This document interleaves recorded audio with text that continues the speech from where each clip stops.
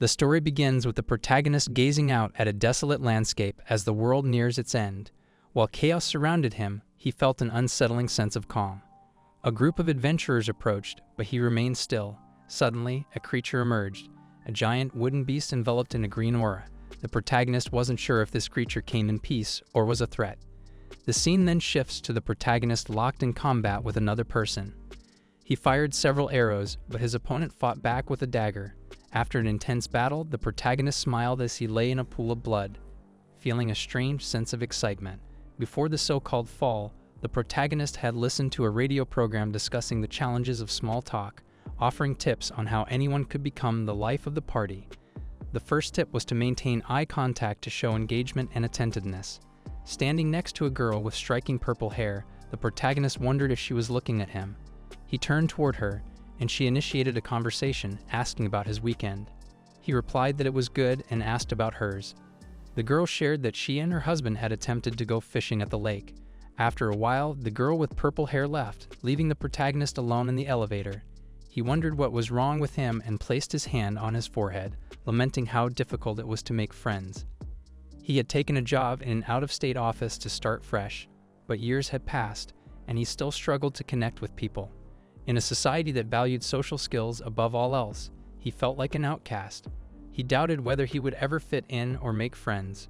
Reflecting on his childhood, he realized that the only sports he had attempted were solo activities like archery. The world, it seemed, wasn't made for people like him. As he sat in the office, time dragged on. It was only 9:02 in the morning, yet the hours seemed to crawl. By noon, he found himself in a city with no family and an office where almost no one knew his name. Suddenly, someone appeared, calling out to him, Jake. The person, Adam, invited him to lunch, saying that a few of them were going out.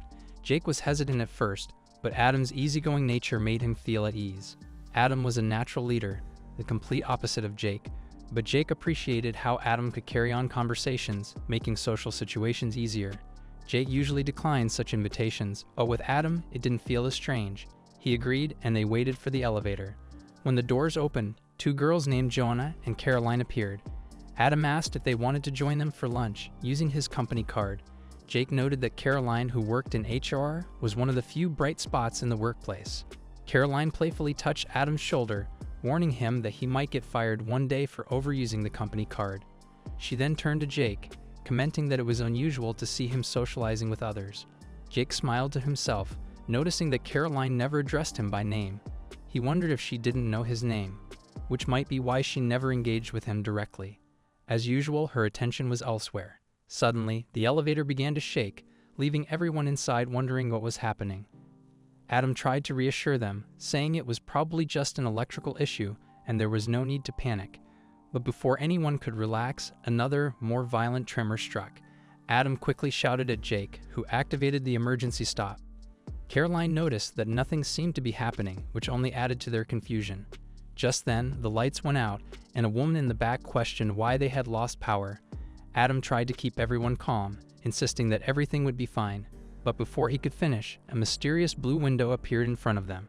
It wasn't just the people in the elevator who saw it, others outside and even a man in space witnessed the same phenomenon.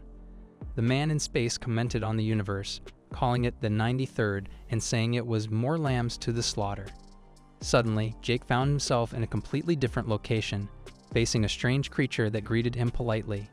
Terrified, Jake asked what the creature was.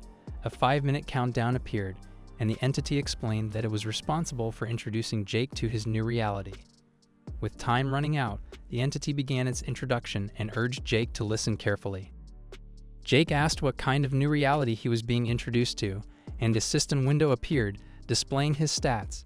According to the window, Jake's race was human, but he had no class, profession, or status.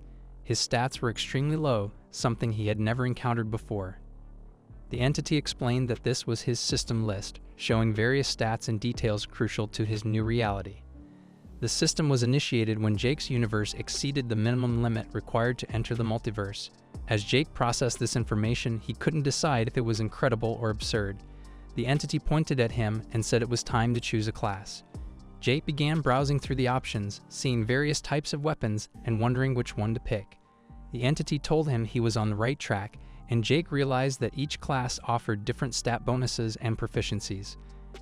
Everything seemed straightforward, but Jake wanted to find the best option. He considered the caster class, but eventually chose the archer class, which caught his eye. The blue system window confirmed his choice, and the entity informed him that the introduction was almost over.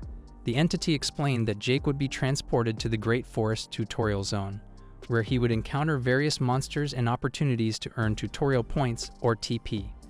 These points would allow him to gain more powerful skills, and he would also have the chance to hunt beast lords. Jake asked how long the tutorial would last, and the entity replied that it would be approximately 64 days. After that, the remaining survivors would receive rewards based on their TP. With that, the entity said it could reveal no more. As Jake began to turn blue, he realized this was the teleportation process. He felt a surge of adrenaline and excitement about the situation. A blue window appeared, announcing that the intro sequence was complete and welcoming him to the tutorial. The scene then shifted to the Great Forest, where everyone from the elevator found themselves. They were all confused, trying to grasp what was happening. Jake looked at his bow and remarked that it wasn't so bad. The forest was vast, and Adam told everyone to relax and take a deep breath to assess the situation. But just then, the ground started shaking again, and Adam urged everyone to stay calm. Jake thought to himself that he would have liked to know one thing: beasts weren't the only things being hunted. Meanwhile, another group walked down a trail, and the leader suddenly stopped, asking if anyone had heard something. He readied himself, sensing that someone was nearby, and called out for them to show themselves. A blond boy appeared, apologizing and asking not to be attacked. He explained that he was trying to find his group. A woman with green hair noticed that the boy seemed young and reassured the leader that it was okay. They asked the boy when he had last seen his group, and he explained that they had been attacked, and he got separated during the fight. The man with black hair assumed this happened hours ago, while the green-haired woman said the group could be anywhere by now. The leader put away his sword, assuring the boy that everything would be fine. He invited the boy to join them, and the woman tapped the boy's shoulder, saying they would help him find his group. The boy seemed overjoyed and grateful for their help, admitting that he had been scared and alone. However, none of them noticed that the boy's knife had blood on it, a detail that hinted at something far more sinister. The scene cuts back to our protagonist's group, where Jonah asks Adam what they should do at that moment. Another guy desperately asked if anyone else had met that weird alien. Adam reassured them, saying that everything would be fine. They just needed to take one step at a time. Jake started to think that Adam really was a natural leader. They began walking again, and Adam suggested locating a shelter, water, and food. Based on the other pillars Jake saw from above, he assumed they weren't the only survivors. Jonah started to be impressed as she had managed to use magic, and the protagonist said that this time was crucial for them to learn their skills and get the hang of this unknown system. Jake also said that the group was pretty balanced, at least for the most part. While the leader was holding down a deer, an arrow came from far away and ended up hitting the animal right there. We could now realize that the protagonist was not too bad with a bow. In fact, he was good. After a while, Caroline started to heal the leader, and at the same time, she and Adam were a little embarrassed. Jake said that Caroline was also their only healer, but she was slowly getting the hang of it. At night, everyone gathered by a bonfire. Caroline ended up saying that Jake was very good with a bow, praising his aim, and Jake was even happy that she really knew his name. However, he literally said nothing and looked down until the group leader ended up touching Jake's shoulder. Jake said he wasn't prepared for this. He really wouldn't be able to talk to people like those two could. Adam said that this was a new world, and the old rules no longer applied. A few hours passed, and at that moment, it was the first watch of the night. Most were asleep, but our protagonist was still awake. Jonah said that her husband was going to meet her for lunch that day, and probably there were a few more 100 meters between the two of them when everything went crazy. She ended up asking if Jake had a girlfriend, but he said no. He started to think that he never should have had one because he wasn't good at it. He explained that in college he had two friends, Andy and Madeleine. Andy was his roommate and an incredible guy. Jake said he was the type of person he could trust with his life, and he started talking about Madeleine, who was his love. He loved her. None of them were of the social type, but they liked solitude together. Those were the two happiest years of his life, or maybe he had just convinced himself of that. But he was blind to what was happening under his nose. The girl with purple hair said that maybe he was better off alone. Her stomach was in knots with anxiety as he thought about her husband doing the same. Jake thought about saying something, The woman got up and asked him for permission, then left the place. Jake started to think that maybe Adam was right. Maybe he should be a leader. Jonah was opening up to him already, and Caroline had even remembered his name earlier. He thought that maybe this time, things could be different, since the old rules no longer applied. Just then, a scream pierced the air from the forest. Jake wasted no time and started running towards the sound. When he arrived, he saw 3 men surrounding Jonah. One of them asked her where her group was, and she kept saying she didn't know.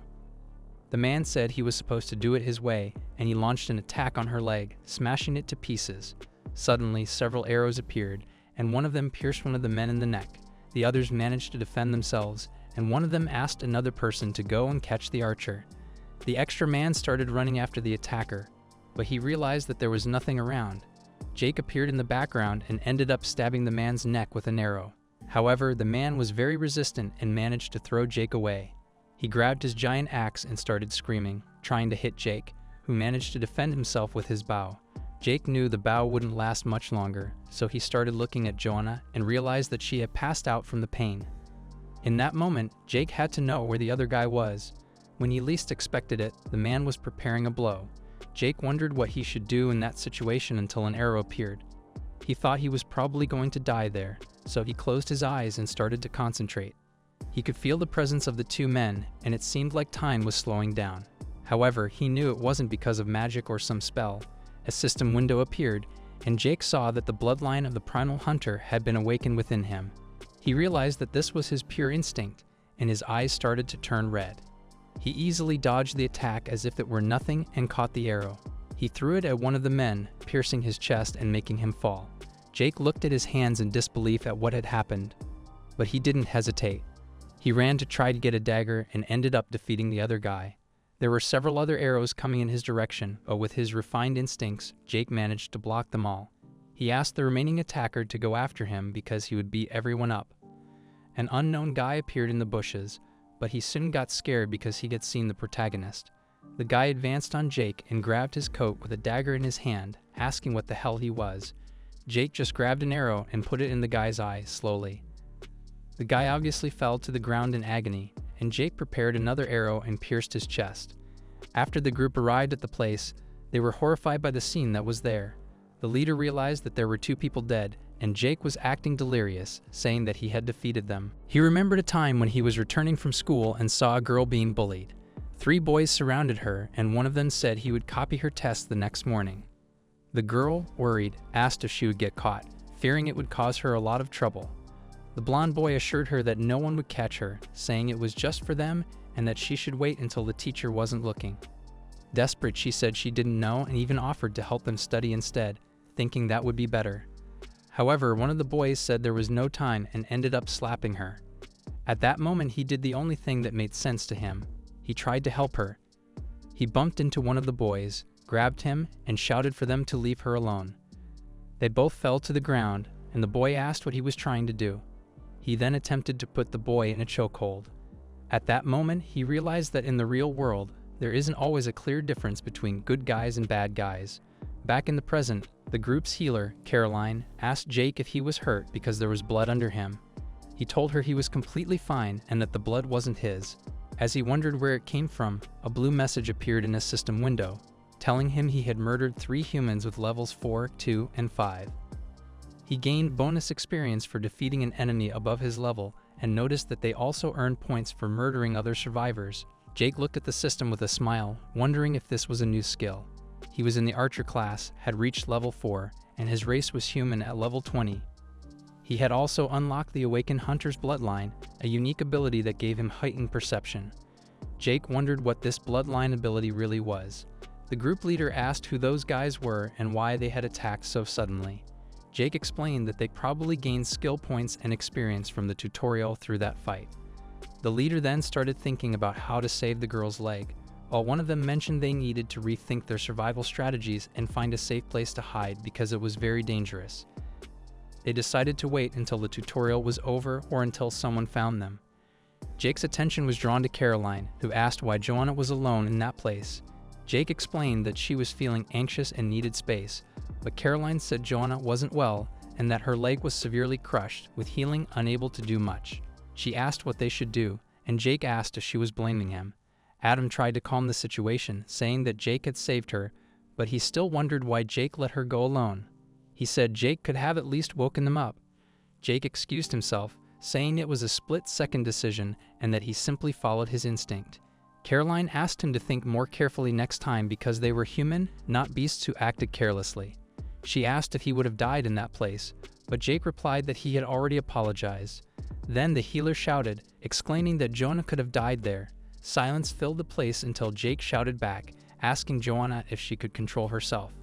He explained that Joanna had only survived because of what he had done, and if he had taken the time to wake everyone up, who knows what might have happened to her. He then turned to Adam and pointed out that these were real humans, not deer, and questioned if they had the courage to take another person's life to save Joanna. He reminded them that the world had changed and that they needed to stop expecting to hold hands. They had to adapt and learn to survive. The guy with blue hair asked what Jake was suggesting they do. Jake responded that they should do whatever was necessary to level up and get through the situation. He told them to follow what the system wanted them to do and not blame it because they couldn't keep up. Some time passed and it was daytime. Jake noticed that someone was already awake. It was Casper.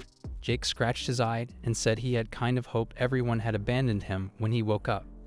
Casper mentioned that some of them had considered it, but after talking they all agreed they needed to start pulling their own weight. Jake explained that Casper was used to dealing with R&D at their old job, and besides Adam, Casper was probably his closest friend. They had bonded over their unfortunate romantic lives, and it felt good to have someone nearby who understood. At that moment, Casper was looking at a message and Jake, smiling, said that Casper was still his friend until he looked at Jonah. They explained that they couldn't figure out how to save her leg, so amputating it seemed like the best option. It had been Jonah's idea, and she had amputated her leg and inserted a support stick. The group hoped that when they leveled up, Caroline might be able to learn some kind of regeneration magic. Jake thought it was incredible, and said she might be the toughest of them all. The world seemed to be throwing everything at them that day. Jake also commented that Bertram was the best fighter besides him, but Jonah was making good use of her long-range magic. Caroline was even more impressive. Jake said that what happened to Jonah seemed to awaken something in her. They had potions in their beginner equipment, but none of them were strong enough to fix Jonah's leg. After a while, they were resting, unsure of how to proceed, but Caroline proved to be a valuable asset. They still hadn't spoken since the night before, and Jake wondered who should speak first. Maybe they should just pretend nothing had happened, and he started thinking that might be a good idea. An hour passed, and Casper asked Jake if he was sure about the plan. Jake confirmed and mentioned that it was just practice with him. Casper got the instructions and started throwing mud balls at Jake. Jake could sense an attack coming, so he tried to focus on his breathing, but the attack hit him anyway. He began to wonder why it wasn't working. His friend even asked if he was okay, because he hadn't thrown too hard. Jake started thinking that maybe the sphere of perception only worked when facing real threats, and since Casper didn't really want to hurt him, it didn't trigger anything. Adam eventually gathered everyone and suggested they should call it a day. They needed to find shelter for the night. After some time, they found a cave that seemed like a safe place. It would at least protect them from the rain, but they still had to be cautious about other dangers. Jake began to think that the cave might limit their field of vision, so they had to stay alert outside as well. While on guard, he would be protecting the others from any attacks or threats. Adam approached Jake and asked if he was still thinking about the night before. Jake admitted that he didn't want to repeat the same mistakes. Adam apologized for criticizing him earlier, acknowledging that Jake didn't deserve it. After a while, Adam took a torch and led everyone deeper into the cave to find a good spot to rest. Jake realized that Adam was truly a good man, and he wasn't sure if the group would have survived the first day without Adam's leadership. He also realized he might not even be there if it weren't for Adam. Jake then remembered the first time he met Adam. Adam had asked if his name was Jake, smiling and extending his hand. Adam had invited him to join his team and hoped Jake wouldn't mind too much. Adam guessed they would work well together and offered to lead him to the exit. Jake agreed, feeling a bit embarrassed. The scene shifts back to the present, where they come across a wall and two paths. Everyone gets into a fighting stance as the ground starts to shake. Suddenly, Jake tells them they need to get out, and they start running as rocks begin to fall. They keep running toward the exit until Caroline almost gets hit, and Jake shouts her name. Caroline watched the rocks fall from above her. Jake readied himself, holding his bow, and suddenly moved with incredible speed, managing to jump and save Caroline just in time. A huge chunk of stone fell, blocking the exit and separating them from the others. Jake quickly asked Caroline if she was okay, and she confirmed she was. Adam started shouting Jake's name, asking if he and Caroline could hear him.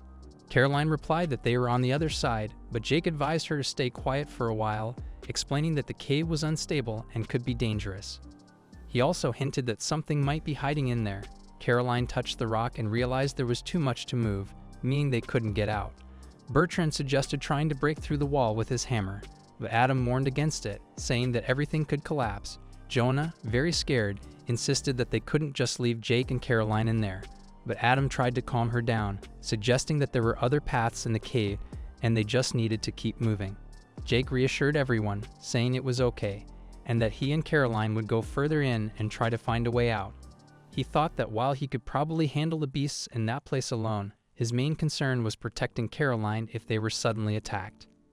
Caroline, trying to stay positive, told him they would be fine, and at the end, mentioned Adam's name, confidently saying she definitely wouldn't die in some cave.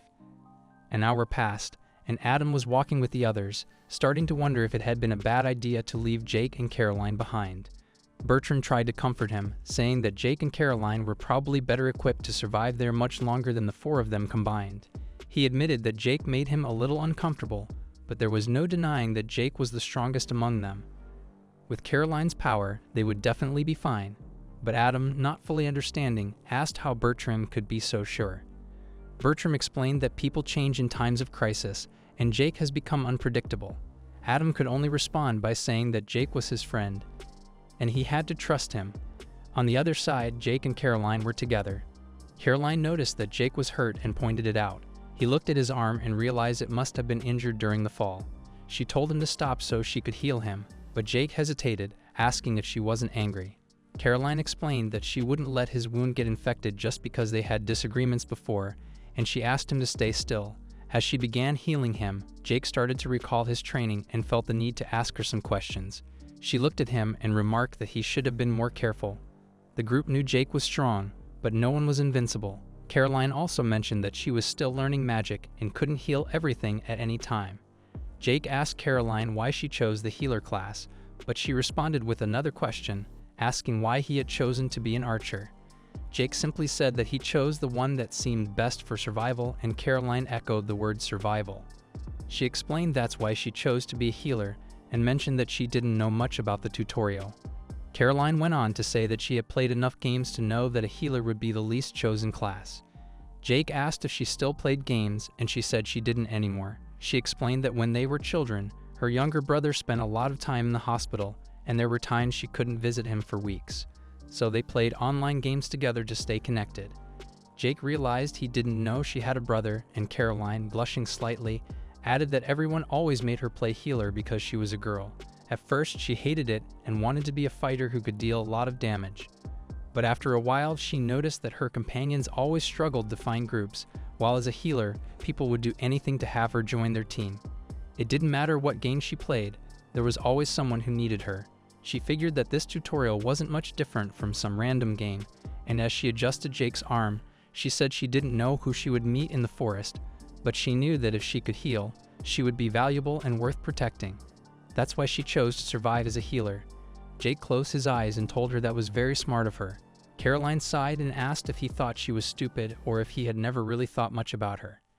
Jake started to realize that maybe she was right. He thought he liked her all this time, but perhaps he never truly considered who she was as a person. Caroline reassured him, saying it was fine, and added that he seemed like a completely new person now. As she tied the last knot on his bandage, she suggested they should start moving. After some time, they came to a fork with two routes, one leading left and the other right. Caroline asked Jake what they should do. Jake listened closely as the walls made unsettling noises. Concentrating seriously, Jake asked Caroline if she could sense anything and mentioned that his sphere of perception skill hadn't been activated yet, but something felt off. He sensed something down there, several pairs of blue eyes, maybe 1,000 of them. Jake gave a small smile and said that something terrifying was waiting for them.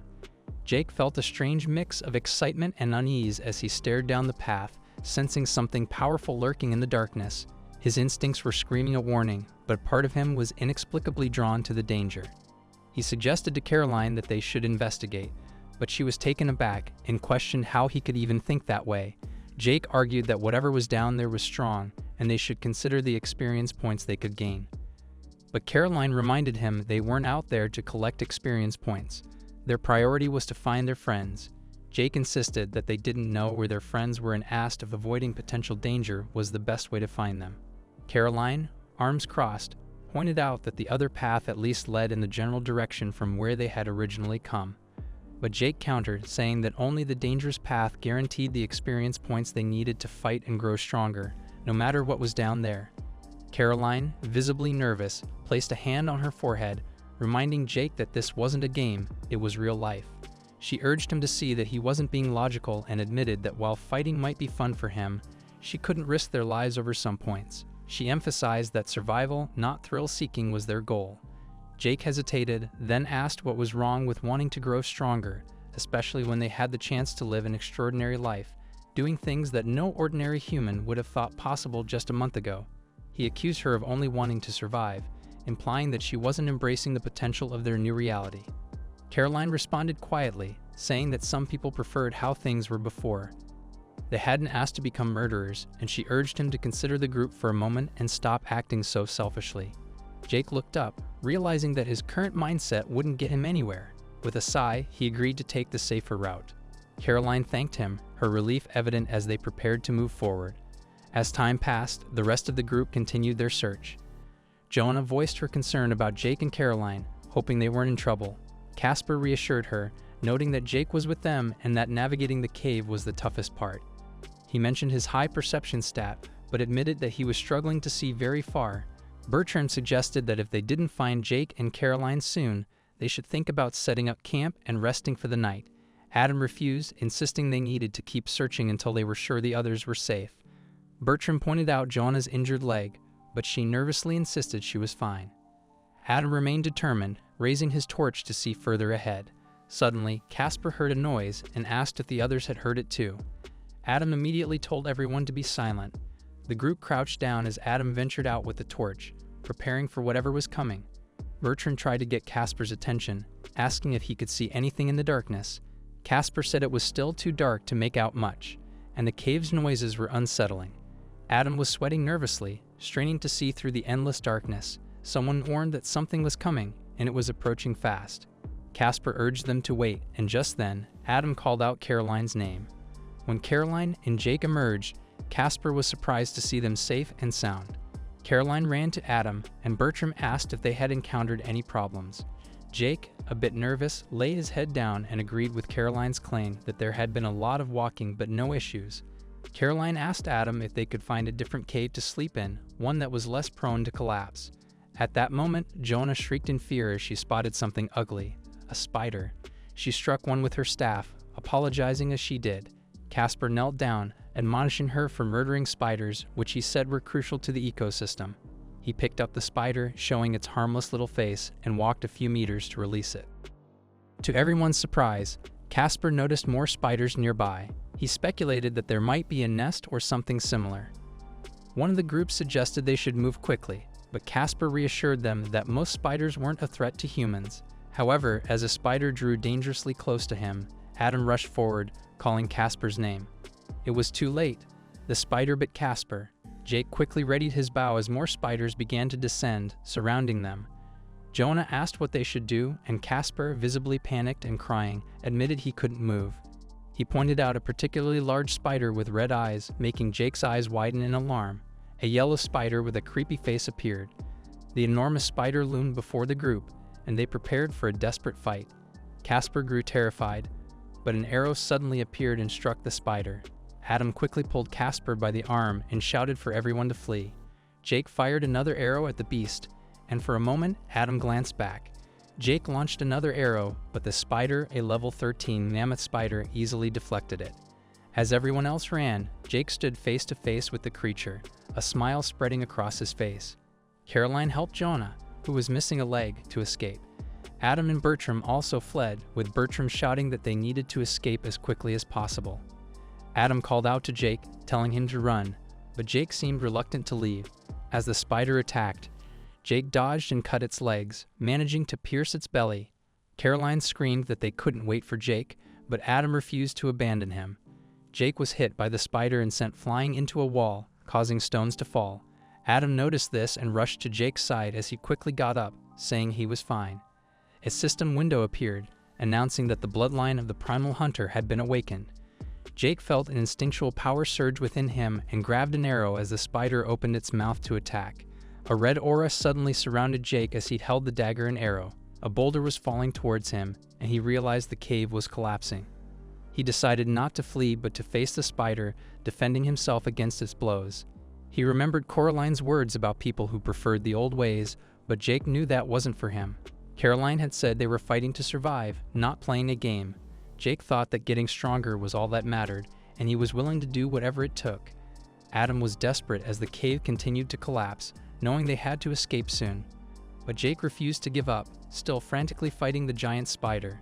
Adam knew Jake wouldn't listen to him.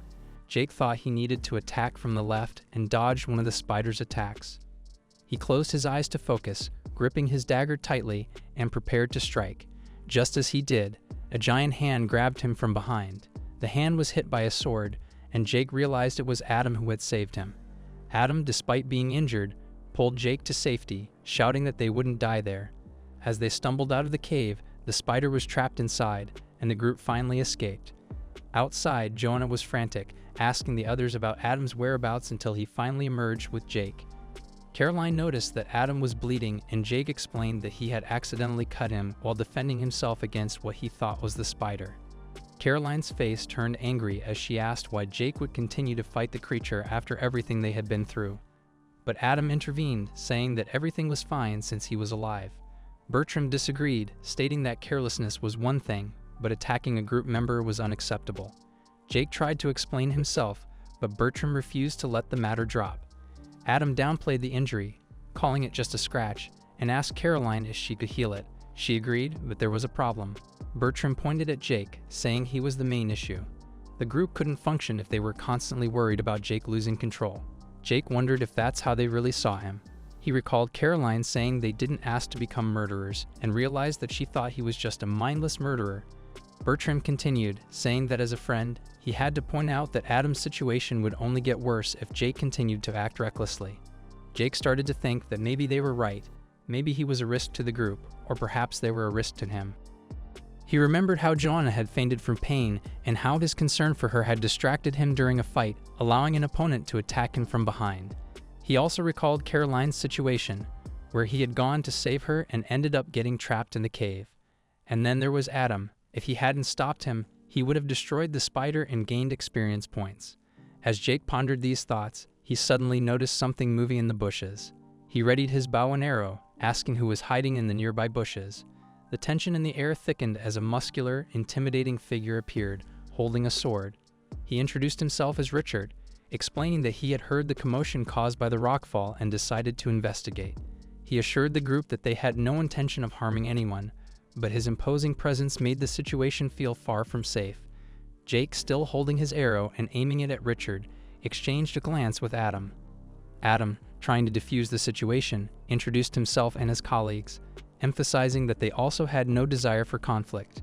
Despite the peaceful words, Jake couldn't shake the uneasy feeling brought on by Richard's sudden appearance, especially when he noticed the size of Richard's group. It was much larger and potentially more dangerous. Richard acknowledged their reluctance, but suggested that joining forces was in everyone's best interest. He spoke of how his group, along with two others, had decided to band together to survive the challenges ahead. His tone seemed friendly enough, but Jake felt uncomfortable, particularly when a blonde guy in Richard's group smiled at him in a way that didn't seem sincere. The situation grew more intense when Richard's gaze settled on Caroline, who had grabbed Adam's arm for reassurance.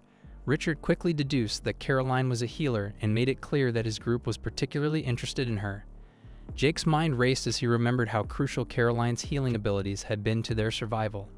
Richard revealed that their own healer had died recently, leaving them without potions or the means to recover from injuries.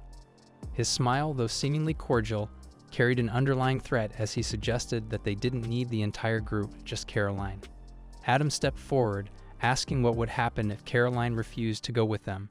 Richard's demeanor shifted from diplomatic to menacing as he laughed, making it clear that he intended to take Caroline one way or another, even if it meant resorting to violence.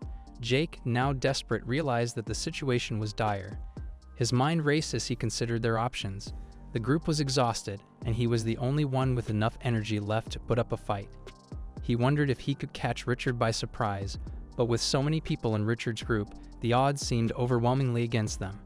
Richard continued to pressure Caroline, insisting that they wouldn't mistreat her and only needed her healing abilities. Jake's thoughts spiraled as he tried to come up with a plan. He knew they didn't have enough strength to fight off Richard's group, and escape seemed impossible. Adam, sensing the hopelessness of the situation, placed a hand on Jake's shoulder and suggested that maybe they should go with Richard's group, hoping to avoid bloodshed. But Jonah voiced her discomfort, expressing her distrust of Richard's intentions. Casper tried to rationalize the situation, suggesting that Richard's group might just be desperate for survival without a healer and that they could be reasoned with. Finally, Adam turned to Caroline, asking what she wanted to do. Caroline, visibly shaken, admitted that she didn't want to fight. She just wanted to avoid conflict, even if it meant going with Richard's group. Her words left the group in a painful dilemma: protect their friend or risk everything in a fight they were unlikely to win. Jake could feel the tension in the air as his colleagues seemed to be seriously considering joining Richard's group. Caroline, clearly anxious, agreed to go along with the plan, and Adam, trying to keep the peace, said it was okay and that they would join Richard's group. But Jake's mind was racing.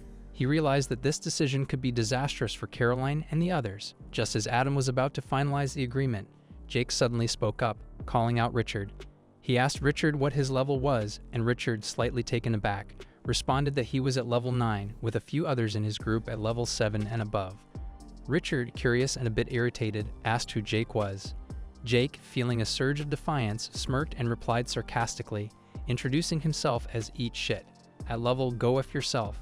The tension spiked as Adam, growing anxious, asked Jake what he was doing. Richard, now clearly offended, said he had thought they were close to an agreement, but Jake cut him off, telling him not to worry about the others. They would join Richard. Jake, however, had no intention of joining, claiming he had bigger prey to hunt. He then made it clear that Richard was now responsible for his colleagues, and that if anything happened to them, there would be serious consequences. Richard, narrowing his eyes, asked if Jake was serious. Jake, still smiling, asked if Richard really thought he was the predator in this situation. He pointed his dagger towards the bushes and challenged Richard, asking how fast he thought his archers were, faster than Jake could take his head off. An archer from Richard's group started to ready his bow, and Richard, now visibly nervous, realized that Jake wasn't bluffing. Jake told Richard he would be watching him closely. Richard called over the blonde guy from his group, and they began to whisper among themselves. Jake, meanwhile, was deep in thought. He reasoned that Caroline would likely be safer with Richard's group since they needed her healing abilities. As long as they kept Caroline happy, they would probably protect Adam and the others too. Jake knew his threat might not completely deter Richard, but it would at least make him think twice before causing trouble. He could only hope his crazy plan would work. As Jake prepared to leave, Adam, looking concerned, called out for him to wait. Casper grabbed Jake's shoulder, asking if he was really going to leave the group. Jake smiled and confirmed that he was. He told them he had his own goals for the tutorial, and that it was better for the rest of the group to join Richard's as their chances of survival would be higher. He reassured them that he would keep an eye on things from afar. Just as Jake was about to leave, Adam reached into his pocket and pulled out some potions. He handed them to Jake, calling him a friend and asking him to be careful. Jake accepted the potions with a nod of gratitude, thanking Adam. As Jake slowly walked away, the blonde guy in Richard's group seemed to be contemplating something, but Richard stopped him, telling him not to do anything. Richard then turned to the archer, who gave a strange smile, hinting at something more dangerous to come. As the remaining members of Richard's group walked through the forest, the archer, annoyed, grumbled about how he should have just taken Jake out when he had the chance. One of the others estimated that Jake was probably at level 5, to which the archer agreed, saying they could easily finish him off if they wanted. But before they could act on their thoughts, 2 arrows suddenly struck the eyes of one of the group members, leaving the others stunned and frightened. The archer, now on high alert, looked around frantically, trying to spot Jake, but another arrow soon found its mark, this time in the throat of another teammate. Panic set in as the remaining 3 started running, unsure of where the deadly arrows were coming from. They sprinted through the forest, desperately trying to escape the unseen threat. After a while, they slowed down, thinking they might be safe, but as they passed by some bushes, the archer pointed towards them, telling one of his teammates to check it out. The guy cautiously approached the bush, opening it up, but found nothing. Just as he began to relax, Jake, who had been silently stalking them, emerged from behind with a sinister smile and swiftly slashed the man's throat. The archer, shocked, quickly drew his bow and managed to shoot an arrow that struck Jake. But Jake, seemingly unfazed, pulled the arrow out with ease, his eyes glowing red with a malevolent intensity. He grinned, relishing the fear in his enemies. The archer, desperate, shot 2 more arrows, but Jake expertly dodged them by throwing himself to the ground, causing the arrows to emit harmlessly in a nearby tree. Jake then stood up, calmly and deliberately, as if the situation was entirely under his control. He took another arrow and fired it at the archer, who watched it fly by, thinking Jake had missed. However, the arrow hit a branch, causing it to fall and nearly strike the archer. Though he managed to deflect it with his bow, the archer realized too late that Jake had used the distraction to get behind him. Before he could react, Jake pierced the archer's back, causing him to collapse to the ground in agony. With a twisted smile, Jake murmured that he had heard someone else in the area. The last remaining member of the group, a woman, appeared from behind a tree, trembling with fear. She could barely hold her weapon steady as she pleaded with Jake to stay away. But Jake, now fully consumed by the strange, primal force within him, with his eyes glowing an even deeper red, took a step toward her. As the combined group continued their journey, Richard struck up a conversation with Adam. He asked about the archer who had just left them, referring to Jake. Adam confirmed it was Jake and explained they were just co-workers before everything started. Richard, curious, probed further, questioning if they were really just co-workers since they seemed quite friendly during their departure. Adam clarified that as the office manager, it was his responsibility to protect his team, so he naturally felt inclined to watch out for them. Richard patted Adam on the shoulder, praising him for having such a respectable trait. He reassured Adam that he wasn't a threat and admitted that things had gotten tense earlier. To ease the tension, Richard gave Adam a fist bump on the chest, promising that none of his companions would suffer harm in his camp. He emphasized that they would work together to survive, and that was a fact. Adam, surprised, asked about the camp, not realizing they were heading to a base. Richard, smiling, revealed that they were not just ordinary people. He welcomed them to their base of operations, a considerably large and growing camp. As they approached the camp, Caroline remarked on how incredible it was, while Bertram noted that it was cozy. Casper, blushing as a cute girl from the camp, waved at them, said it was perfect. Adam turned to Caroline, asking for her opinion. Caroline responded that it wasn't a 5-star hotel, but in their world, it was much better than that scary cave. Richard, with a smile, introduced the camp to everyone and said one of his men would show them where they would sleep. He encouraged them to get comfortable, as it was now their home. Suddenly, strange noises echoed through the camp, catching everyone's attention. Casper nervously asked if the others heard it too. A familiar girl came running towards them, looking desperate. Richard, sensing something was wrong, called for the guards. The blonde guy from earlier prepared his magic, and Adam watched nervously. One of the guards shouted for everyone to hold on, indicating that it was one of their own approaching. The girl, clearly panicked, screamed for Richard, calling him boss. Richard, confused and concerned, demanded to know where Nicholas was and what had happened to her team. The girl, in shock, revealed that everyone was dead, leaving Richard stunned. He immediately suspected betrayal and asked if Nicholas had turned on them. But the girl quickly clarified that Nicholas was dead too. Richard, growing more anxious, demanded to know how that was possible. The girl explained that they had been ambushed by the archer, Jake. Richard's face twisted in anger and disbelief as he asked how a single person could have murdered everyone. He grabbed the girl roughly, pressing her for more details. The girl, terrified, told him that Jake had wanted her to deliver a message. Nicholas fought well, and Jake was serious about the warning he gave Richard earlier. Richard, still furious, demanded to know if there was anything else. The girl, trembling, described Jake as an abnormal monster, someone who seemed to enjoy murdering. She warned Richard that Jake was far more dangerous than they had realized, a monster. As Jake walked through the dense forest, he mulled over his next move. He was exhausted and knew he needed to find a place to rest and sleep. Things had been chaotic since the previous night, and now, finally, he had a moment to check his system notifications. Scrolling through them, he saw a record of his recent murders, a level 3 medium warrior, which had earned him 365 XP, and another notification that confirmed he had murdered a level 9 human archer. Jake was surprised to see that he had already reached level 7 as an archer. This realization brought a sense of accomplishment. He had clearly gained a significant boost in power since his last fight. He noticed that he had 3 unassigned stat points, which he could use to improve his abilities. He debated whether to allocate them to endurance or vitality, both of which would be invaluable in situations like the one he currently found himself in, alone in a forest, where nights could be unpredictable and dangerous. As he thought back to his battle against the giant spider, he realized that perception might have the best synergy with his Primal Hunter bloodline skill.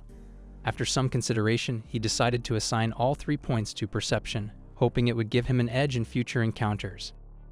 Opening his status window, Jake saw that his health was critically low, less than 1/3 of his HP remained. He recalled the arrow that had struck him during his fight with the enemy archer, and reminded himself to be more cautious in the future. With Caroline no longer around to heal him, he had to be more sparing with his potions. Just as he was reflecting on his condition, he noticed several wolves emerging from the shadows around him. Realizing he was in a precarious situation, he muttered that his timing couldn't have been worse. The scene then shifted back to the camp, where Caroline was busy setting up her tent. The blonde guy from earlier approached her and hesitantly asked if she was Caroline. She confirmed, asking if he was one of Richard's fighters. The young man, appearing a bit embarrassed, placed his hand on his face and apologized, explaining that he didn't want to come off as scary or aggressive. He introduced himself as William and added that he was only 19, much younger than the others in the group. William explained that he had to put on an act to fit in with the group because no one wanted to see a teenager among them. He admitted that he tried to appear more intimidating to be taken seriously. Scratching his face nervously, he swore that he was just a normal kid trying to survive. Caroline, feeling sympathy for him, reassured him, saying he was just a poor guy trying to make it through the situation. However, as she turned away, the scene ended with William's expression shifting into an evil smile, revealing his true intentions. Here is the rewritten script in the past tense, with grammatical accuracy, spelling corrections, and structural improvements to enhance flow and readability, incorporating engaging storytelling elements and simpler vocabulary. The scene shifted, and all that could be seen were the lifeless bodies of wolves scattered throughout the forest. A bunny was peacefully munching on some flora when a hand suddenly emerged from nowhere. The protagonist abruptly woke up, startled, and wondered how many hours he had spent sleeping there. As he looked up, he realized it was already morning. Before he got up and began to clean himself, he thought to himself that time was of the essence, and he had to prepare for another battle. He started talking to himself, reminding himself that he was now alone and that it was time to rely solely on his own abilities. He then caught a rabbit and went on to hunt other animals, including a bird, a wild boar, and a peculiar tiger. Thanks to his successful hunts, he managed to level up to 10 in just one day, which wasn't bad at all. As he continued walking through the forest, he spotted a light emanating from a tree and wondered what kind of light it was. He started knocking on the tree, suspecting it might be a trap, but it didn't seem like one. He decided to investigate further. He climbed the tree and began searching from a distance until he spotted a mysterious box. As he picked it up, he discovered it was an item with a description, an uncommon magical jeweled lockbox created by the system, containing a rare and powerful item. Jake wondered what kind of item the system had created and decided to open it to see what it was. To his surprise, it was simply a pair of leather bracers of the novice rogue. The item description stated that it was a pair of bracelets designed for new beginners, with an enchantment that self-repaired increased agility by 5 and strength by 3, in addition to enhancing the effectiveness of all stealth skills. He was astonished, saying that it wasn't something normal, and that those stats were very welcome. That's why he decided to use the item. However, he noticed something else, a small, unknown item, which was the tutorial equipment upgrade token. This update token could transform any basic starter item in the tutorial to a common rarity. He thought it would be great to level up his bow, but he said it already seemed very useful. He wondered what would happen if he upgraded his cloak, thinking that if he could fix it, it would be great. So he ended up using the item on his cloak, which soon started to automatically regenerate. Another blue system window appeared in front of him, stating that the common archer cloak had been updated, making it resistant to slashing attacks with a self-repairing enchantment. He thought it was wonderful, as it was anti-cut, not as impressive as the bracelet, but the repair feature was already great for him. After coming down from the tree, he started thinking that he should get more boxes like that, as they would be useful for him. He believed that there were probably some rare ones hidden in difficult-to-reach places that no one would find easily. He recalled that the cave spider was the strongest monster he had found so far at level 13, and it was really like a game, so it got to be guarding something. He began passing through the bushes, saying that he couldn't go back to the cave after the rockfall, since it had completely collapsed. However, looking over a cliff, he thought that maybe there was another cave somewhere else. After a few hours, he even found a cave, which he thought was a little different from the first one. He didn't feel any danger inside, as if there were some beasts or something like that, but he somehow felt that there was something really good in there, so much so that he even smiled. With a torch in hand, he started to explore the cave, lit up by something blue. Surprisingly, there were some mushrooms on the floor that glowed blue. Jake started wondering what kind of brilliant mushroom it was. He continued moving until he arrived at an unknown door, realizing that the wood was rotting and wondering how long it had been there. Then, a blue system window appeared, stating that a new challenge dungeon had been found. Another blue system window appeared, saying it was a system message, stating the requirement to enter: being below level 10 in any class or race, not having a profession, and being in the top 5 in tutorial points. The requirements were met, and Jake realized that he was in the top 5% of survivors. A new blue window appeared, presenting him with the choice of entering the dungeon. He had the option to accept or refuse. He contemplated how he could possibly decline this new and exciting challenge. That's it for today's recap. Give us a like and subscribe for more videos. See you next time.